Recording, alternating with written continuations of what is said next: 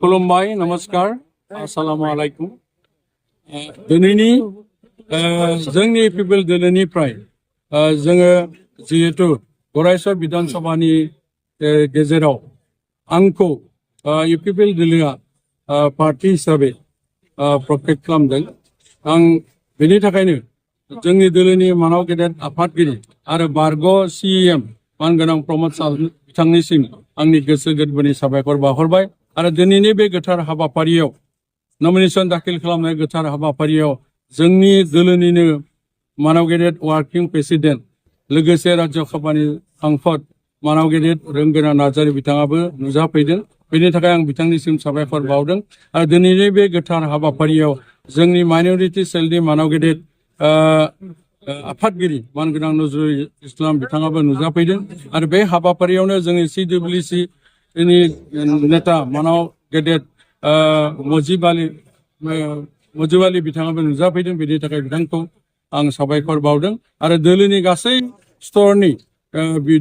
माने दैदेनगिरि बिथांमोना जोंनि गेजेराव नुजाफैनायनि थाखाय आंनि गोसो गोरबोनिफ्राय साबायखर बावदों जिहेतु रायजो राजा नोंथांमोन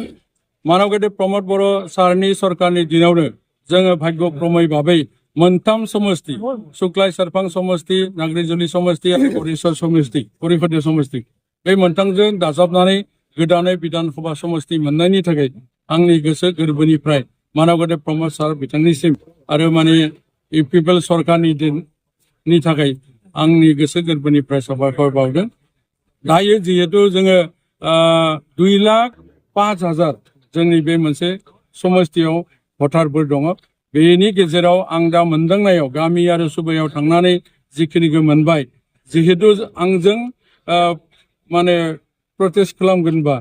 बिजेपिआ दङ हिसाबै बिजेपिआव लकेल केन्डिडेट गैया दा बेनि खेत्रआव रायजो राजाफ्रा नागिरदों माने लकेल केन्डिडेट नांगौ होननानै स्थायी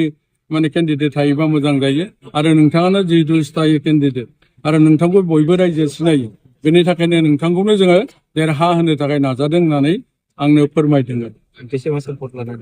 80निबो सायाव थांनांगौ जेरैबायदि माने डिपार्टमेन्ट आसाम गभर्नमेन्टनि सिङाव जिखिनि माने 55टा डिपार्टमेन्ट दङ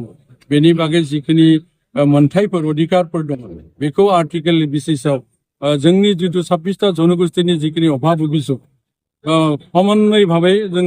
खामानि मावलांनायनि जितु जोंनि उद्देश्य मिशन आरो भिजन बेनि गेजेरजों जिखिनिखौ मावनांगौ आङो हागौसियाव सरकारनिफ्राय आदाय खालामनो थाखाय